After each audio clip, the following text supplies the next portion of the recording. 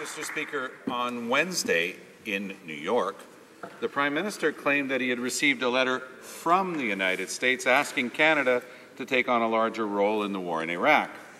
Last night, it was revealed in several news media, in particular on Global, that it was in fact the Prime Minister who proposed getting Canada even more deeply involved in Iraq.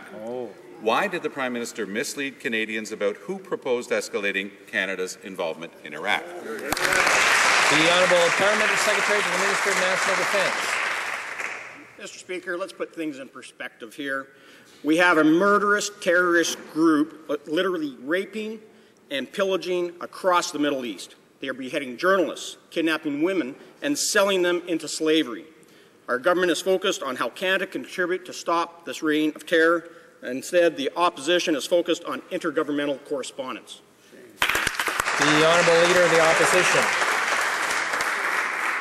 Let's put things in perspective here.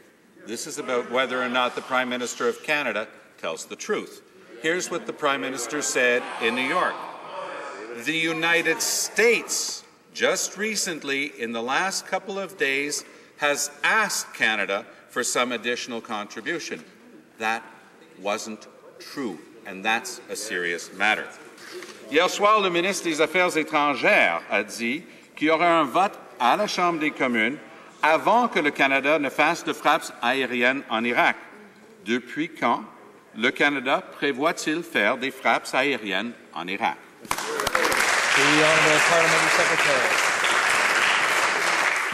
Mr. Speaker, we are in constant contact with all our allies, including and especially the United States, on multiple foreign affairs matters, including what's going on in Iraq with ISIL. We're working with our allies to determine what role Canada can play to oppose this murderous regime.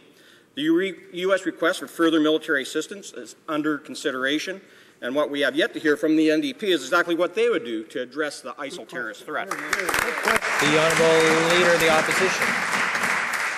Est-ce que des frappes aériennes constituent l'une des options présentement étudiées par le gouvernement?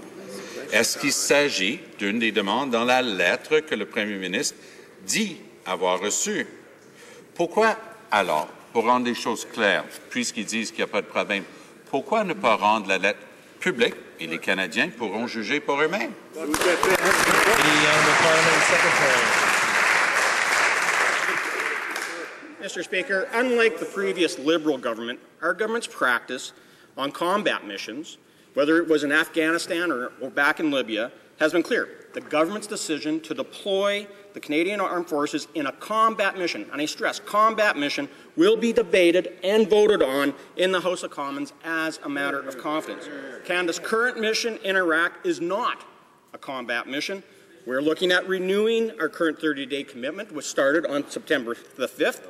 But I'm not going to speculate on the decision that has yet been taken. That said, our government's practice of subjecting combat missions to parliamentary debate and votes is long-standing.